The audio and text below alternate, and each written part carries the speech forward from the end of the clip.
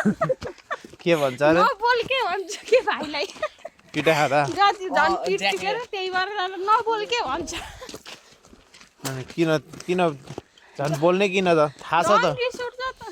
अहिले हातले छेकेको छ झन् रिस तैँले उठ्छ झन् स्वाद त्यही त तैँले बढी रियाक्सन गरिस् भने मम्मीको एक्सन बढी हुन्छ त्यही भएर रियाक्सन कम गर्न अझै हाई एल्टिट्युडमा अनि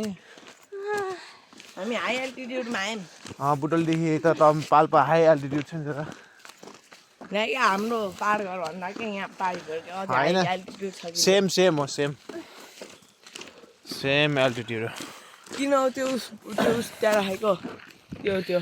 के के भन्छ गुन्द्रो खै थाहा भएन